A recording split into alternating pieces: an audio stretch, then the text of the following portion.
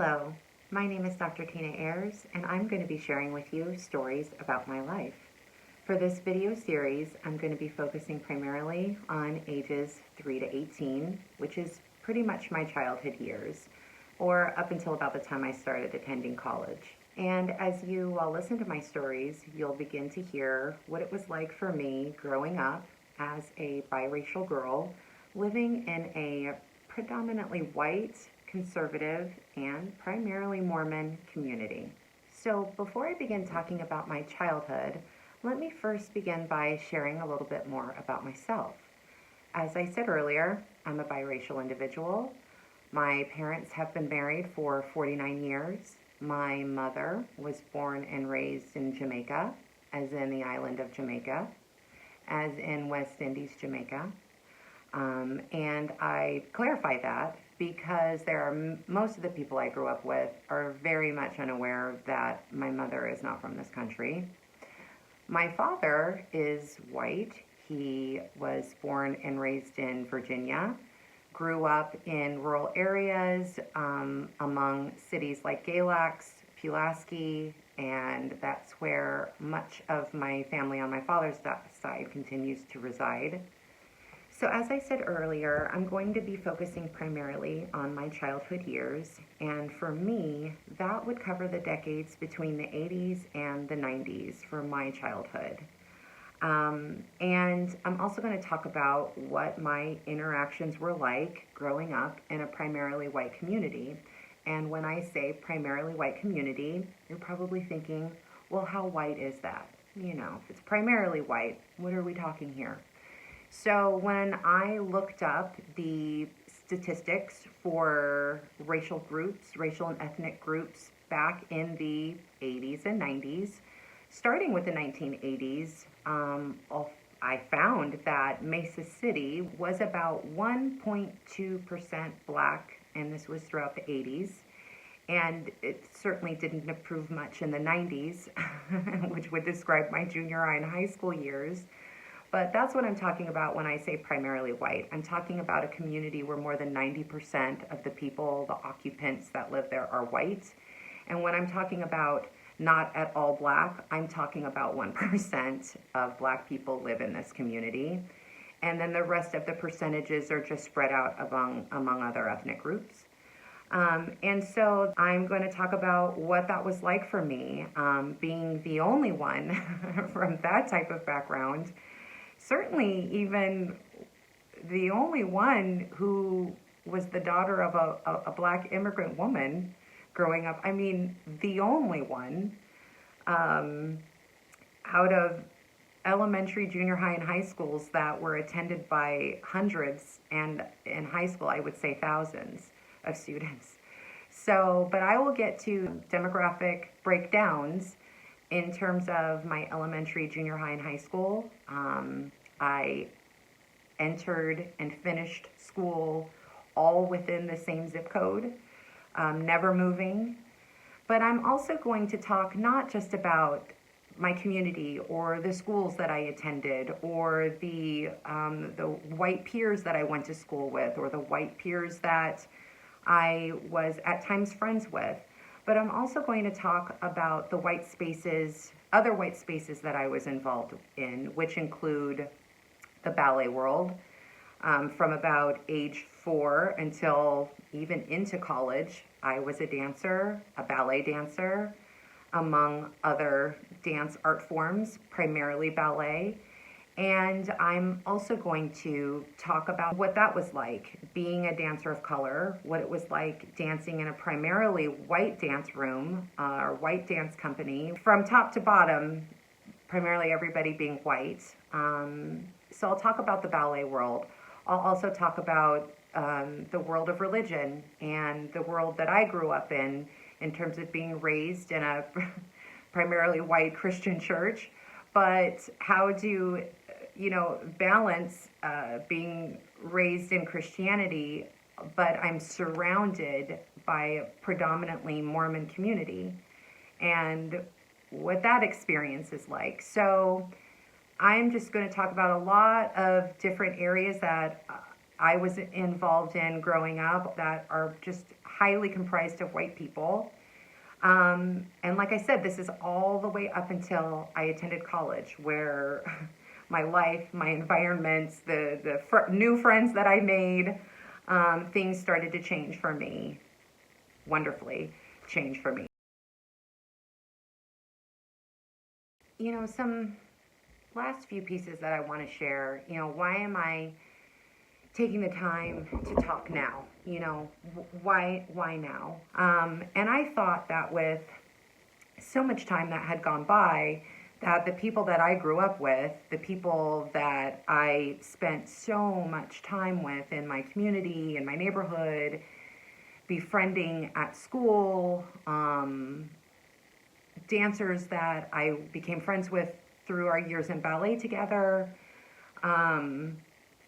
but certainly the white peers that I grew up with and many of their parents have no idea, zero idea about how difficult my life was growing up in that community, and how much easier their lives were in terms of racial difference. That I can say with fact. My life was so much more traumatic than their lives because of the color of my skin, because of my race, and because of my parents being together, and having children. How dare my parents get married and then have children together.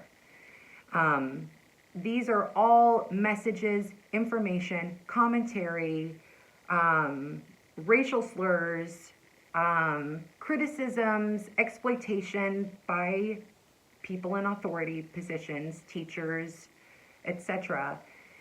These are all stories that it's time for me to tell because they happened, and most of the people in the community that I grew up with don't believe that these kinds of things happen. And so I found that as time has gone by, and the more that I hear from people that I grew up with, the more that I go back home, maybe run into people, maybe see some posts online, I see that most of the people I grew up with have not grown in terms of race, culture, and ethnicity.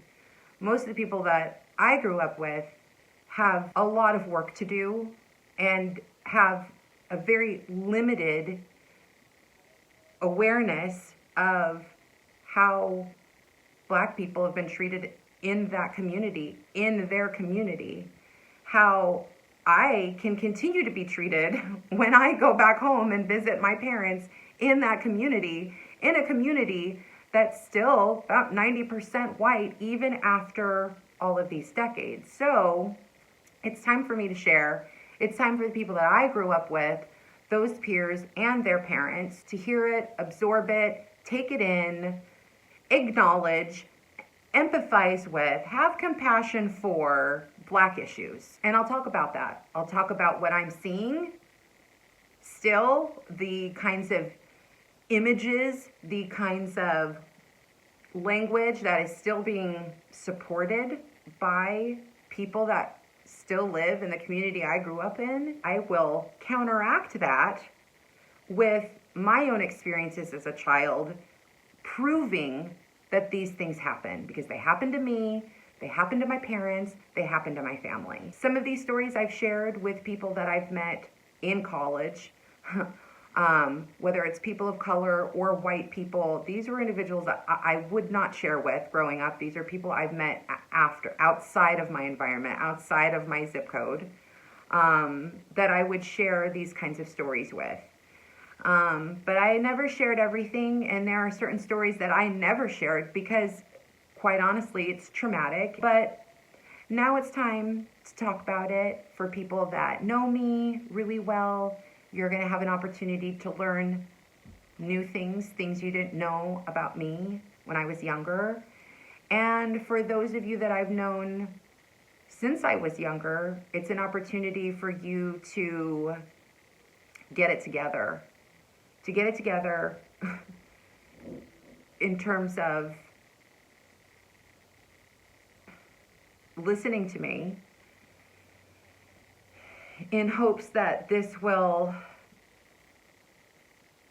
not only leave you less bigoted and ignorant, but hopefully will also propel you into a place of action, into a place of support that's outside of your comfort zone. And also advocacy. I can recall on many occasions growing up where a situation would take place and I was in it alone. I didn't have peers or friends to step in and be an ally to me if it came down to a situation where I was being, I don't know, it could be targeted for anything in the 80s and 90s. Because I grew up in a time and in an area where extremist groups were growing and were increasing in number. And when I say extremist groups, I'm talking about white extremist groups, because I lived in a predominantly white area. And when you're in an area that's over 90% white, it is not uncommon to find white extremist groups making a home in those communities. And so I'm speaking to, for those of you white individuals I grew up with that are unaware, because many of these people lived in my neighborhood, and I lived in a Mormon neighborhood, and neo-Nazis were there too. White power groups were there too. They were in our schools. They were attending my high school. They were attending high school with my brother. I have an older brother who's 6 years older than me. I'm the youngest in my family. They lived right across the street from us growing up. I mean, I could point out so many they houses where they were living at that my white counterparts have no idea. They did not have to pay attention to neo-Nazis or white supremacists or KKK or white extremist groups, because they weren't being attacked by these groups. They weren't having racial slurs spewed at them. Their lives weren't being threatened because their mother and father got married and then decided to have children, which ranks really high on the hierarchy of hate when it comes to white extremist groups. When an interracial couple, in particular a white couple, a white guy with a black woman, similar to my parents, them having a child together ranks very high in, as I said earlier, their hierarchy of hate. So, no, the white people I grew up wouldn't have been aware of those kinds of threats or those risks. A, because they're not paying attention, and B, they're not black, so it's not happening to them. So C, why should they care? And now that I'm at the age that I'm at now, and I have the education that I have, 4 college degrees, I'll break those down later, the highest degree being a doctorate, being a college professor for many years, taking on a teaching role, it just reaffirms and confirms that everything I went through in my community was wrong. And the teachers that exploited me as a student of color in their classrooms and propped me up to make me some sort of example to the white students, which I'll talk about, that was wrong. And it concerns me because many of you that I grew up with are now in positions of power. You're teachers now, you're nurses now, you're medical assistants now, you're attorneys now, you're working with people of color, maybe even biracial people, multiracial people, and you may not even know it, just like the most of you didn't know what I was when I was growing up. It's just an assumption. But I wonder what and how you're teaching and how you're treating your students of color.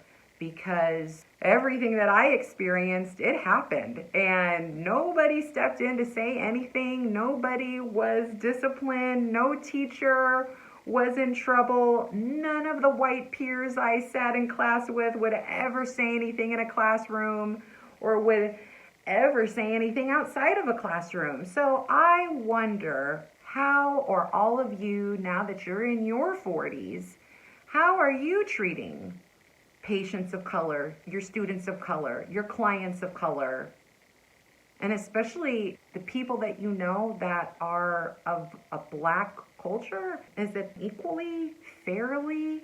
Do you talk about them fairly? Do you use similar language in describing your white students or your white clients or your white patients as you do your black students or your black clients or your black patients? My ballet teachers, many of you I went in and spent years in a ballet studio with. What kind of ballet teachers are you? Because the ballet teachers we had, they were absolutely not at all advocating for dancers of color.